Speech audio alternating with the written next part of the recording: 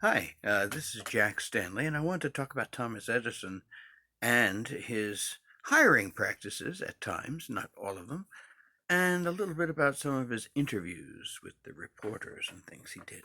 It's an interesting thing. Edison, of course, in his early days, he worked with one or two people or whatever, and then as he expanded and started working his way along, by the time you get into the late 1860s, going into the early 1870s. He's in Newark, New Jersey, and has a factory manufacturing things that he already developed, like stock tickers, and electric pens, etc. And so he needed more and more people, and so he would do more interviewing. And he discovered something kind of interesting in Newark, is that there were people working with electrical devices, and he found that the people that were a little bit more nervous seemed to be a little bit faster at doing a lot of the work. And he took that into account and he put an ad in the paper. And he used to tell this story when he was an old man, but he said he put an ad in the paper and he said, "Wanted nervous men."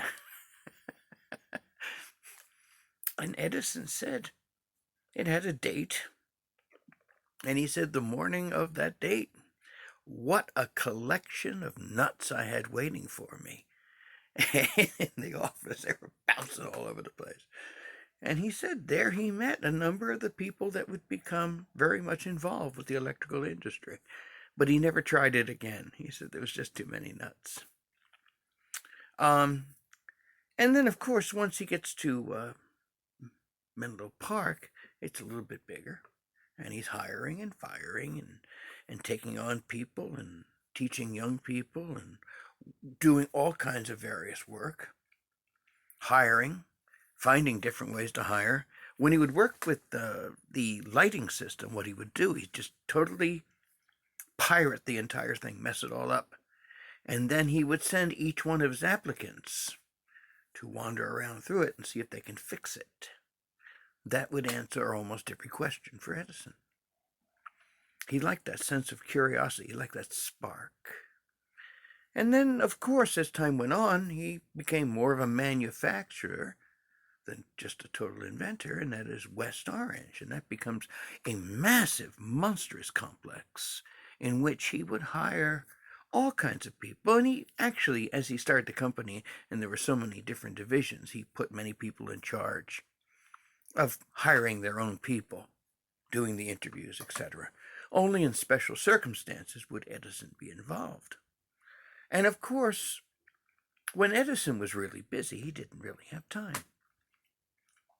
Now let's advance things a little bit till we get to the 19 teens and perhaps early 20s, and Edison's not doing a lot of the stuff that he used to do. He is busy performing in his greatest performance ever, which is called Thomas Edison, and creating a very, very palatable image. And he does that because he enjoys a little bit of theater. And he plays Thomas Edison. He's wonderful at it, and it's amazing the things that he did, and to this day, some people take them as real facts.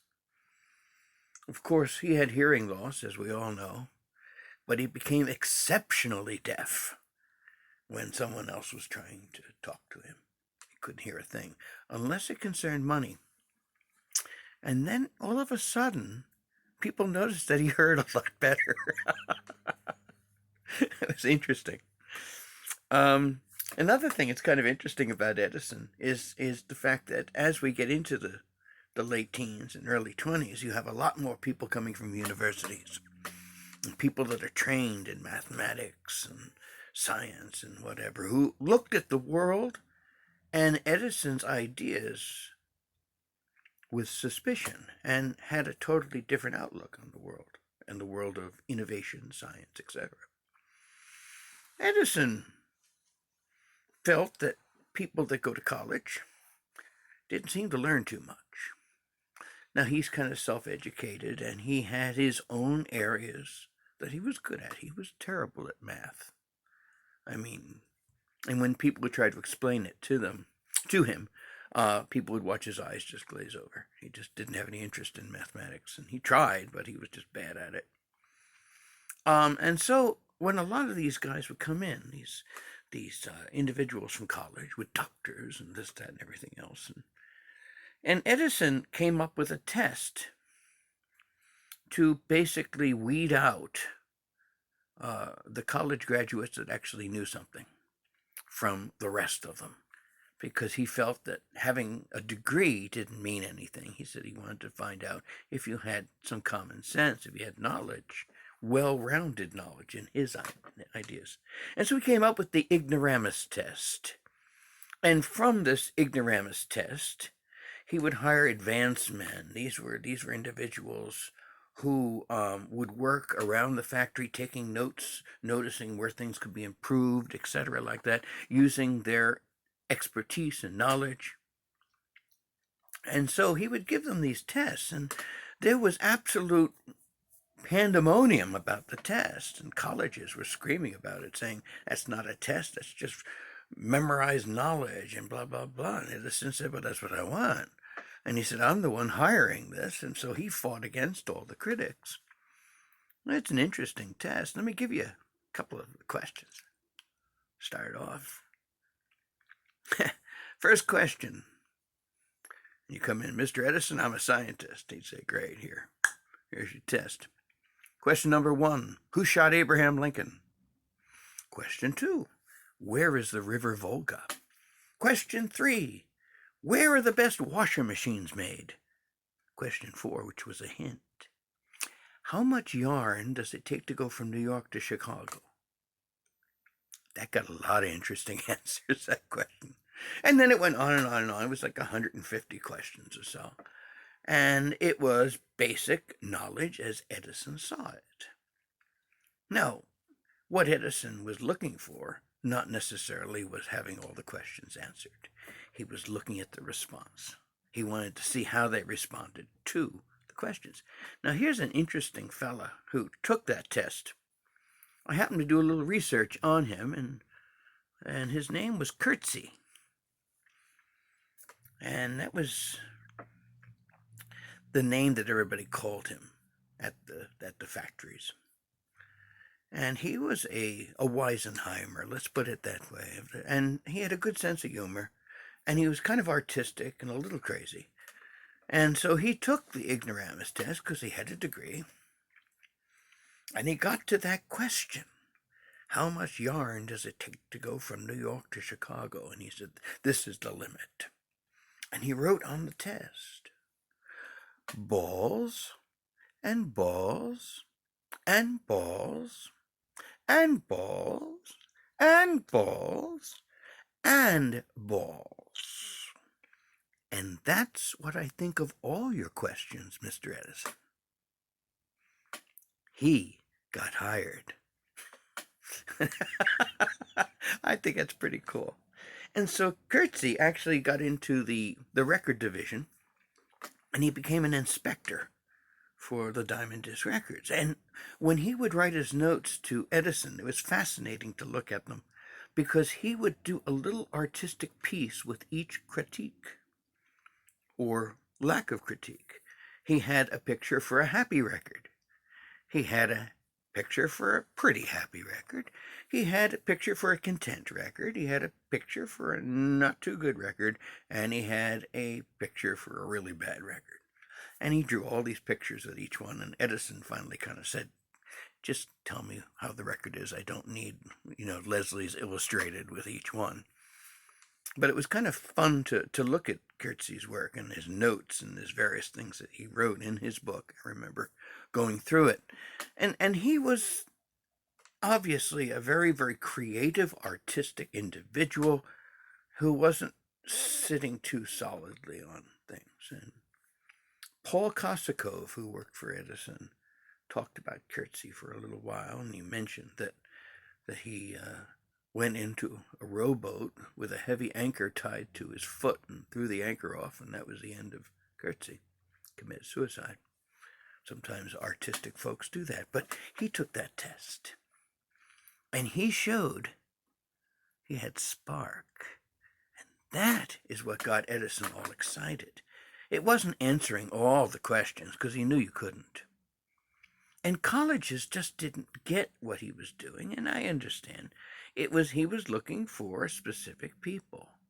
But unfortunately, schools that teach people in solid lines are never going to understand someone that's doing things in circles.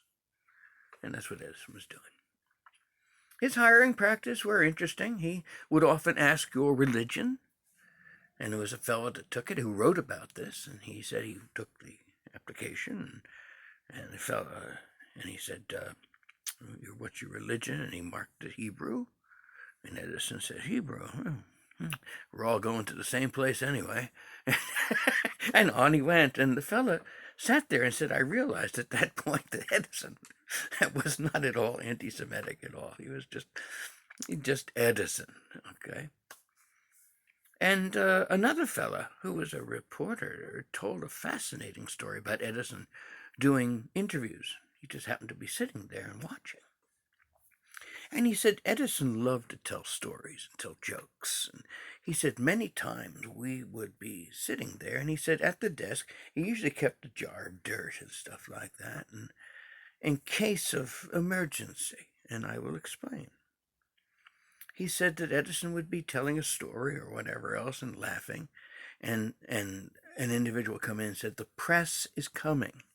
And immediately Edison kind of messed his hair up a little bit, grabbed some dirt, just messed himself up a little bit, moved into his chair, and gazed in the far corner of the room like a lion looking into the Nubian desert.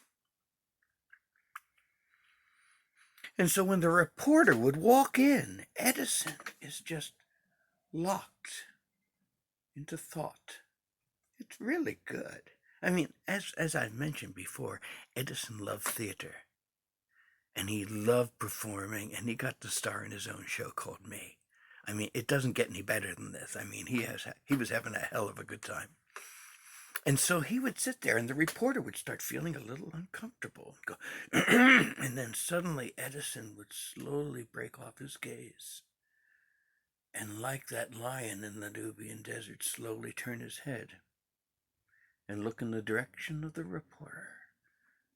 And the reporter would sit there and go, "Wow." I mean, this is good shtick.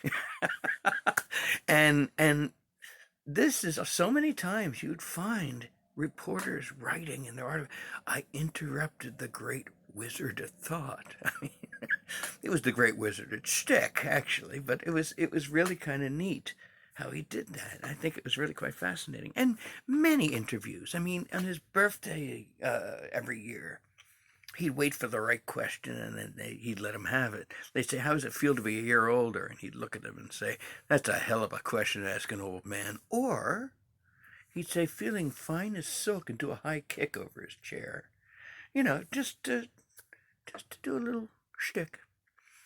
And shtick and innovation and invention and self-promotion all go together so perfectly. And that was the forte of Thomas Edison, was not only his ability to develop and invent and conceive things, but also being able to use them in a fun, fascinating, and interesting way, and make himself look fascinating and far deeper and wider. And, you know, so many people think that it was just Thomas Edison working. He didn't have all these people around him.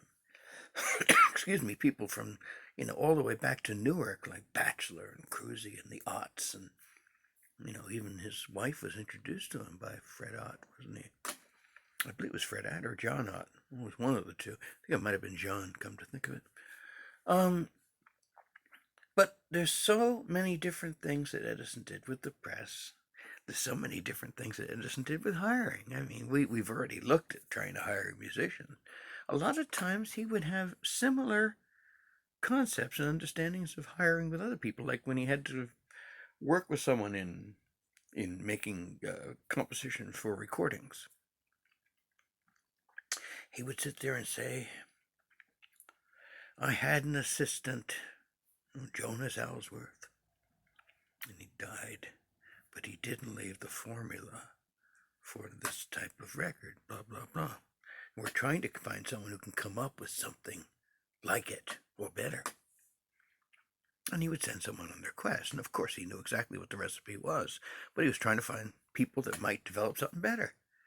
As he had in his office, he had a sign. He said, there's a better way to do it. Find it. And that's much of what Edison was in his hiring, in his press. As motion pictures developed and sound pictures, which by this point he couldn't hear, he would basically answer questions, just trying to be kind of fun. They asked him, what do you think of talking pictures? He said, I don't think anything about them. I can't hear them. Good answer. But I think that's about enough to talk about. I think I covered a lot of things. There's a lot more, but I hope you found this entertaining and informative. So, thank you.